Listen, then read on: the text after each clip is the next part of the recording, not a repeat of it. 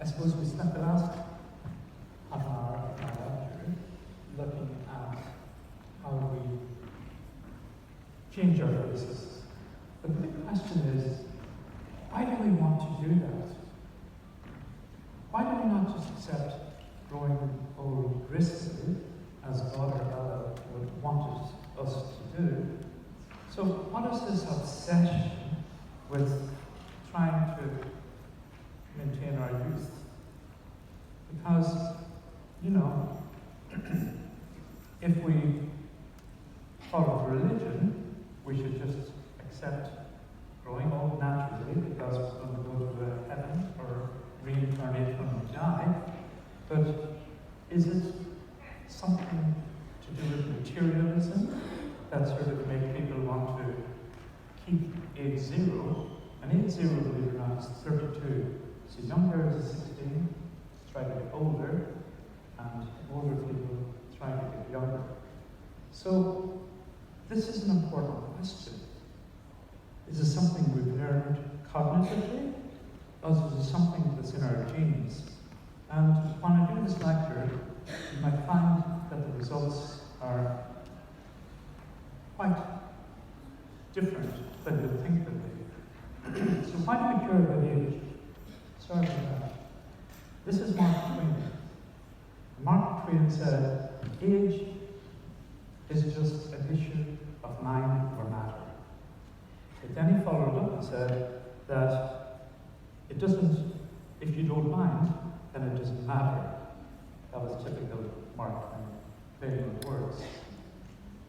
Then we have Joan Collins, and Joan Collins, who, as you know, maintained her youth as long as she could, said age is just a number. It's totally irrelevant, of course, unless you happen to be bottom line. The problem with beauty is like being born rich and getting poor. That's important. So it's like being born rich and getting poor. So you're left with beautiful features when you're young, and women obviously use that to their advantage to get a mate. But as we get older, then we begin to lose these features. So is it that? This is Samuel Taylor Coleridge, and he said, a man is as old as he's feeling, a woman is as old as she looks. So we're getting closer almost to the fact that women tend to change their features more than men do. And is there a reason for that? Should we be like the Dalai Lama and say that we should be happy with what we have and just have inner peace? The truth is that most of us actually do care about getting older. And why do we care?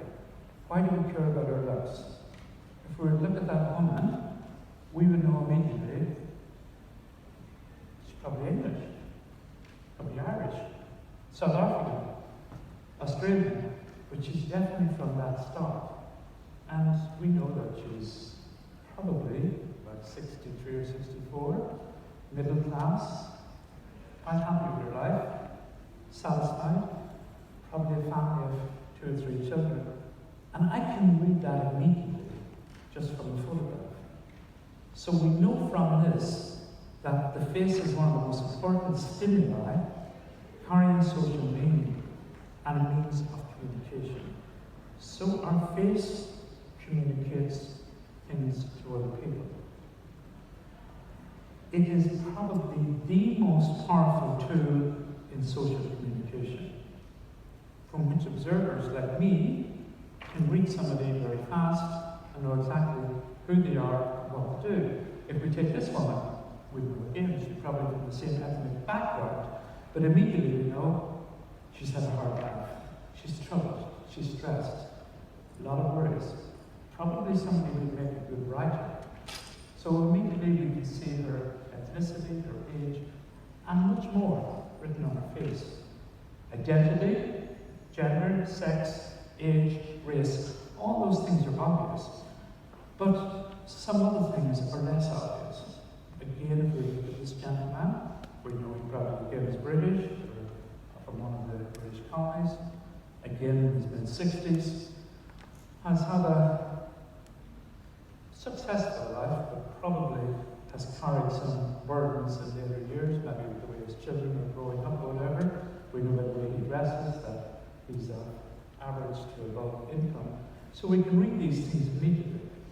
But the sort of things that are also there are sexual orientation can often show up, a patient's emotional state can often show up, pain can show up, physical health can show up, and we're reading this all from the patient's face. Let's say we look at this one. We know that she's from the Middle East. We know also that probably she's trying to maintain some of her youth by putting some eyeshadow and polo on. Her features are hard and rugged, so she's probably had quite a hard life. This woman here, I did this lecture a while ago, so we thought I'd make it ethnic specific. She's at a funeral, probably of Russian stock from the east rather than from the west. Quite happy with her life, and she's obviously carrying something to people who lived in the previous life, and she looks quite happy with that. We know this child is ill. The child is grabbing onto her teddy bear for comfort, and we can read that immediately in the face. This child we know has had cancer most probably, but is still of happy disposition. This woman on the side of the road in Syria is carrying the weight of the world upon her shoulders, probably has lost most of her family, maybe in some bombing incident or whatever, and we can read this from people's faces. This is from Haiti, where I spent some time after the earthquake. Different people have different problems, different consequences, but they all show in muscles in the face. And don't forget for a moment, this is one of the 6 emotions. There's probably more, but we should take this into account also when we're treating faces. Because everybody thinks when we are happy, we smile. Believe it or not, that's not true. When we smile, we become happy, which is the other way around. And this is important, and this was found out by Charles Darwin many years ago. If you put a pencil in somebody's mouth and send them into a party you don't like, 73% respond that they enjoy the party. That experiment was done 100 years ago. So if we force muscles into a certain position, we can see on a functional MRI the neuroreceptors in the brain releasing dopamine and serotonin. This is so important. Where we inject Botox, if you inject it in the center of the belly area, people get happier. If you inject it in your crow's feet, you can induce depression. Because we do the two together, we don't see the effect. But psychiatrists are missing out on the fact that €50 is probably to target the belly area for 4.5 months. Patients don't need to go on medicine. And this has been well proven by doctors in Basel and in Heidelberg and on functional MRIs. But my lecture is not about that. But you can see my lectures on this on YouTube. This is where it all becomes important. Can we manipulate things to suit social change? Attractiveness. There's a big one. What does attractiveness mean? It's the same throughout every culture throughout the world. And believe it or not, our response to it is born in our genes. And this is important. Attractiveness is usually to do with symmetry. And symmetry runs on the golden ratio. So a newborn baby will respond to an attractive or a beautiful person more so than it will to his own mother until 3 months. It takes the baby 3 months to realize who his mother is through cognitive conditioning. In other words, the mother hugs him when he or she is tired, in pain, requiring food. But they will respond quicker to a person who is deemed attractive. Attractiveness also is associated with social status, deceit, pleasure, personality traits. This woman here, again in the frame, you know that she is happy. This woman here has had a harder life. As soon as she's with her grandchildren, her face changes. Darwin went into psychiatric hospitals during the previous century, or 2 centuries, and he was able to draw patients' faces with hypomania, with depression, all the different things. And we know that people who look sad when they're depressed, but it's the other way around. It's because their muscles are in a certain position that they release chemicals that makes them sad. And we can prove this. He drew the omega sign to look it up for the developed complex. And when the muscles go into a certain position, the patients will respond neurochemically rather than it necessarily being the weight of the world came upon her shoulders and began to look like that. Again, we look at a woman like this.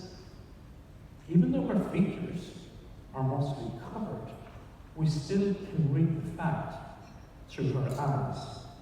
So even though the face is the greatest means of social communication, the eyes are the central part of that. Now, beauty and attractiveness, as I said earlier. People who sell cars, if they're more attractive, they can sell more cars. And this has been proven. We have seen experiments where patients with deep-developed complexes, if you tox them, they sell something like 23% more cars. Don't tox them then for 6 months, it drops off. Retox them, and their sales go up again. We know also in law, it's been well proven, attractive people get less bail. Attractive people also get less jail time. And these aren't, my facts and figures. They're out there, well responded to. Attractive people get higher social positions. They've done many experiments in terms of jobs, and even during fake interviews, attractive people come forward more and more. And this is to do with social mating. We can do a functional MRI of somebody's brain, and we can see a response when an attractive person is within the vicinity. These maxims, if we look at them, we're said that beauty is in the eye of the beholder, never judge a book by its cover, beauty is only skin deep. But are those things right? If we look at some papers that sort of have analysed these maxims, beauty is in the eye of the beholder, it's not. Contrary to that common assumption, both adults and children agree about who is attractive.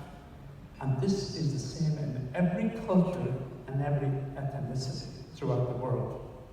There is a universal standard in the way that facial beauty is judged, and it is genetic.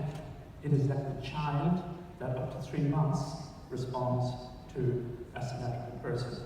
In case my lecture runs on, the reason for it, of course, has got to do with health.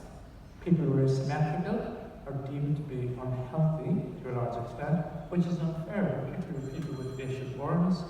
Nobody sits beside them, nobody talks to them, even though we know in our own mind that if we mate with that person, they would not genetically give us bad genes. It is so powerful, this innate genetic susceptibility we have, that it drives us forward even as we get older in terms of respecting and recognizing symmetry. This is a beautiful looking person. Again, you can see just from the eyes, it's enough to know it. And you can see by comparison, these people. So, do we judge a book by its cover? Yes, we do. Adults and children both judge attractive adults and children more favorably than unattractive ones. and that has been our program. I spent some time in Africa from time to time. We see a lot of happy children, and beauty is only skin deep. No, beauty is more than skin deep. And although both attractive and unattractive people exhibit positive behavior, attractive people exhibit more positive behaviors than unattractive individuals. This is a paper I wrote some time ago on the last big prejudice.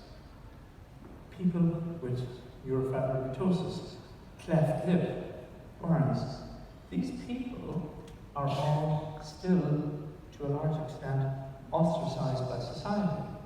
We know that people experimentally sitting beside somebody on a bus, and particularly people with severe facial burns, everybody stays clear. Even though we should be going over and hugging these people and saying, my God, what happened to you? We stay away, because of that driving force we have within us that says, this person is unhealthy, this person carries bad genes. Even though we're sensible enough and we have enough cognitive and cerebral thinking ourselves to say, I know that this person cannot carry this genetically.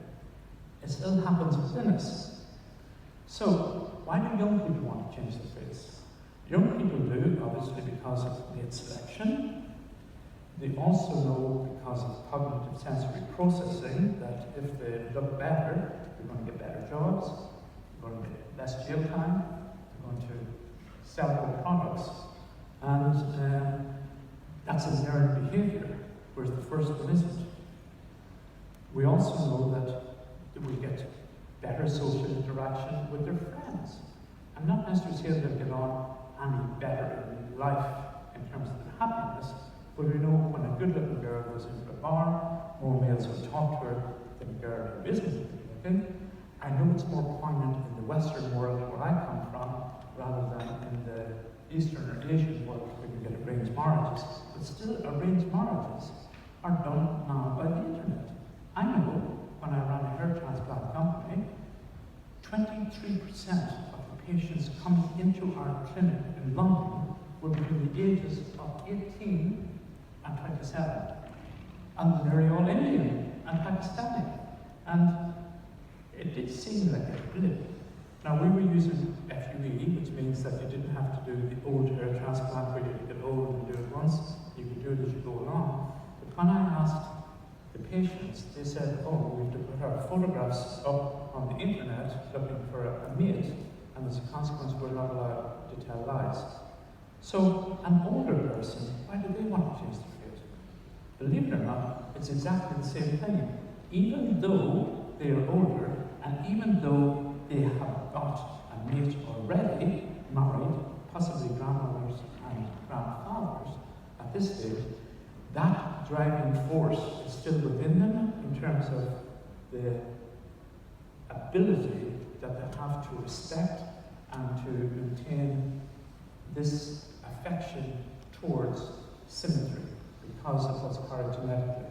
And obviously the rest of it, in terms of cognitive sensitivity, is there. They know that even if they lose their mate, that when they go out socially, if they look less tired, or if they look younger, I'm not necessarily saying I agree with these things, I'm sort of only stating a fact that there is a driving force by nature driving people into our clinics.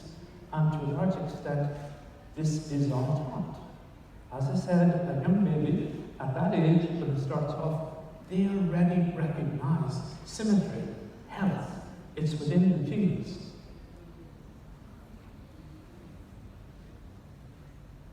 Actually, that might be a good place, because I'm just spot on time to end the lecture, rather than to look at why aging occurs. Thank you.